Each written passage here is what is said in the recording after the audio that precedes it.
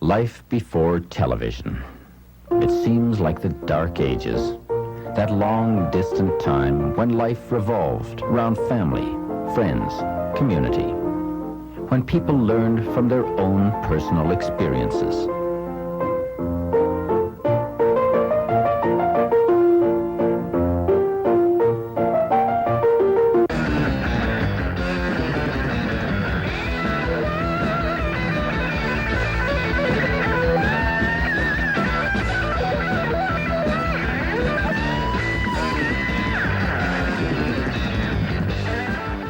All that has changed.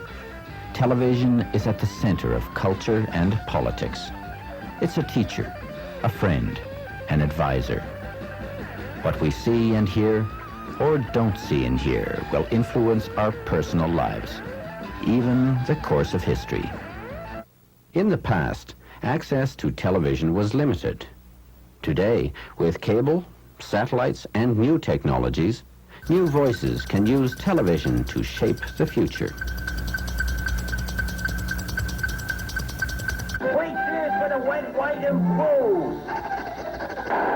Television supplies a constant flow of information, which engages our emotions, and that, in part, explains its tremendous impact. Through television, we learn how others behave. If we in the black community don't holler loud, if we don't get attention, we won't get attention. We learn how people think and what they believe. The very fact that something is on the screen tells us it is important, it is real.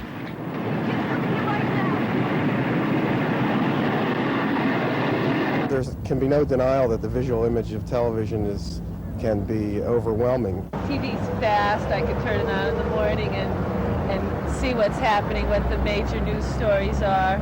It's more entertaining. I think we've become a very visual society as far as watching something.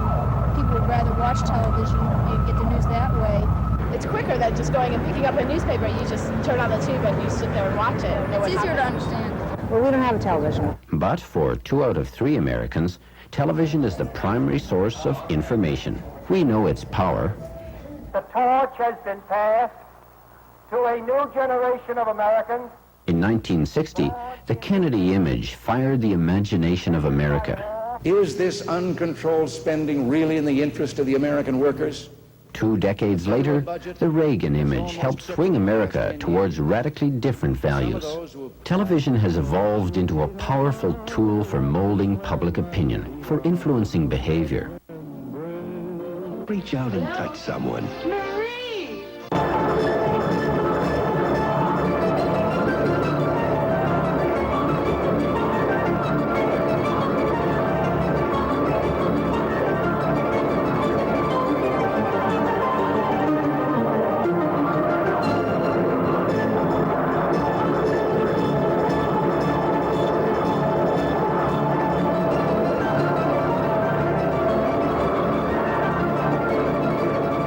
From Madison Avenue to Capitol Hill, television is power. This is the hour for every Democrat in America to commit himself to helping to heal the hurts of so many millions in our nation. Hey, we're out of gas. The Democrats are out of gas. Vote Republican for a change. I'm Terry Dolan, host of American Forum. Our next show More recently, the New Right has become a major television producer and distributor. Why? Because it works. Television persuades, and it reaches millions of people. What about the public interest community? It has only just begun, but some new voices have already shown what creative use of the medium can achieve. Let's examine some of these.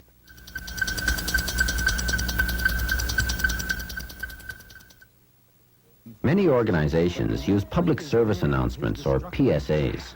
Broadcast at no cost, PSAs can promote events and build public awareness of both the issues and the organization. The World Wildlife Fund is part of a world movement to stop this destruction. Won't you please help?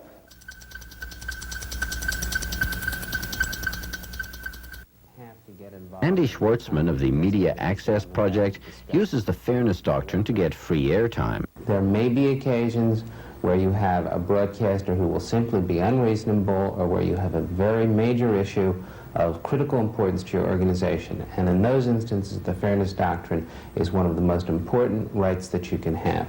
I'm not the only one who hates to see California becoming more and more littered with all those awful empty bottles and cans. And that's why I'm joining all kinds of Californians to help Proposition 11. What it does is make all... Joe Was helped plan the campaign on the bottle bill.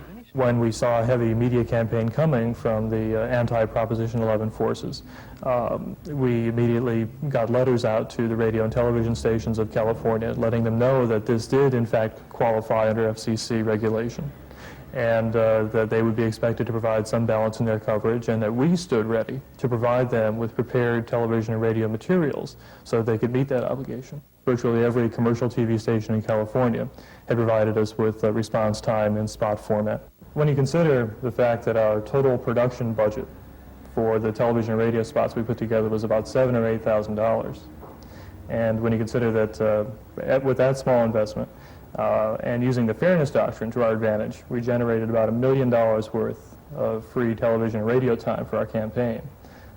That looks like a pretty good investment. To get their views on the air, some organizations record their own news features and provide them to commercial broadcasters. The senior citizens, disabled, and others who live on reduced incomes are the worst victims of higher energy prices. This year, This piece was produced for the National Council of Senior Citizens. It was seen on many news programs and also on cable. In this way, the elderly actually received the information they needed about energy assistance programs.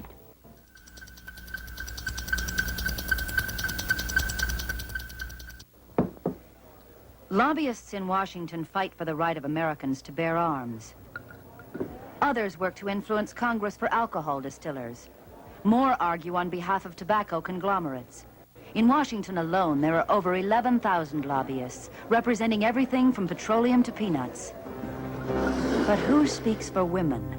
NOW, the National Organization for Women. Your call to join NOW will help that voice be heard, as it speaks out against bias, against reversals in equal opportunity programs, against abuses that rob women of their jobs, their rights, their dollars. As a result of our media campaign, our direct mail increased to about $1 million a month. Public opinion soared. We were very high in the polls. If you look, we did polling pre-television ads and post-television ads. We increased by about 10 points in some districts in some states. And probably more importantly, we saw for the first time a women's voting bloc emerge in the '82 elections.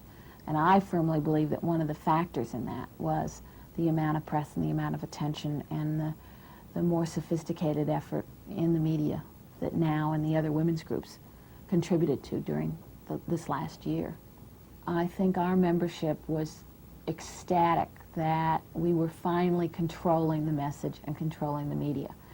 And part of what we found was that our funders and people who were larger donors felt that they were giving money for something, so that our NOW's money primarily comes from $25 and $50 donations or small donors. But if you can phone bank and say, we need to keep the ads on the air and your $25 could help do that, people know they're raising money and giving money for something, and they can see it. It's physical. It's something that they can look at. What groups are finding is that without media, they have no voice. Their viewpoint is not shown or not heard, and that it's very difficult to build a constituency. And I feel that unless groups are a part and are on the media, that they'll never experience growth and they'll never experience massive change. What I'm asking is, can the woman of this nation count on each of you? In 1978, Howard Jarvis led the successful taxpayers' revolt in California. 2 years later, he was back with a referendum asking for a 50% tax cut. The polls showed Jarvis with a 2-to-1 lead until Vic Fingerhut probed beneath the surface. People found out that this 50% cut in state income rates would actually go overwhelmingly to people making over $100,000 a year. There was a sharp move away from support for the measure. The simulation of the campaign within the poll itself showed us that had we run the right campaign, we'd had a chance of beating Jarvis. The poll also told us which arguments people responded to, and it also told us which groups in California responded to which arguments. Everybody needs tax relief, not just people with very substantial incomes, and that's the problem with 9. Too many taxpayers will receive little or nothing. The conventional wisdom was you couldn't beat Jarvis in 1980 on a tax cut measure. Our poll showed you could beat him. We used the media campaign based on that polling, and we beat Jarvis badly. I voted for Prop 13, but I'm not voting for Prop 9 because the rich get richer, and guys like me end up paying for it. That's right. Join us and vote no on Proposition 9.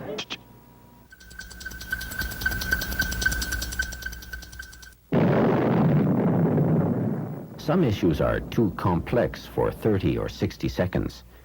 One organization, the Center for Defense Information, has found that buying large blocks of time actually pays. Arthur Kanegis. We decided that we wanted to go out and get prime time in the major markets. We wanted prime time in the major cities, New York, Washington, where the opinion makers are, the major cities around the country. In Washington, D.C., we showed it on Channel 9, which is the CBS affiliate here, in New York on Channel 11. In the test which we did in Washington and New York, we spent $20,000 for the TV time and for the letters and so on to follow up in publicity.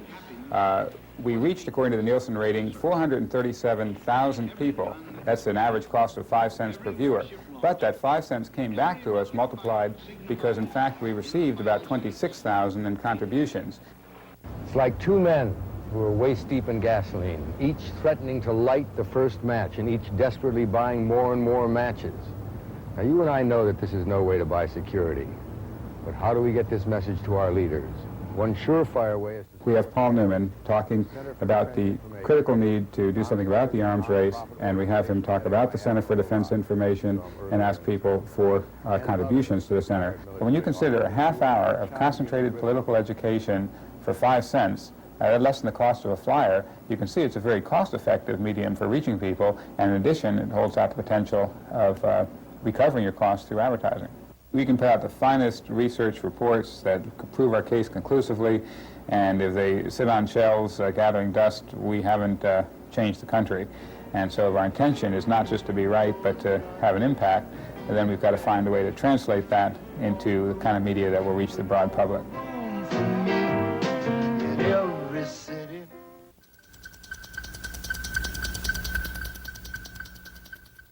Recent developments in satellites mean the entire world can now be linked. This means inexpensive, instant distribution. It creates an event which is itself newsworthy.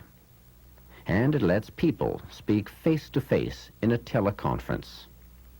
One example came in 1983. A conference in Washington was linked to Moscow, allowing scientists to exchange information on the biological consequences of nuclear war. I would now like to give the floor to Dr. Sagan. Thank you. Thank you, Academician Velichov. I am charged in 10 minutes with reviewing the physical and atmospheric and climatic conclusions of the study presented here. You can see a baseline 5,000 megaton war in which the temperature drops. The only conclusion possible here is that nuclear devices are not and cannot be a weapon of war or a tool of war, nor can they be a tool of politics. This is simply a tool of suicide. I must say that the analysis...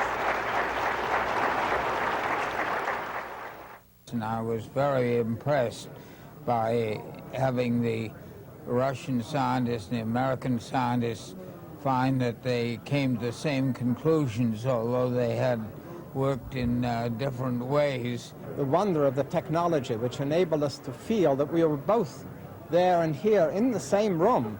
In effect, when we were clapping, we saw each other clapping to the same tune. I think was tremendously exciting.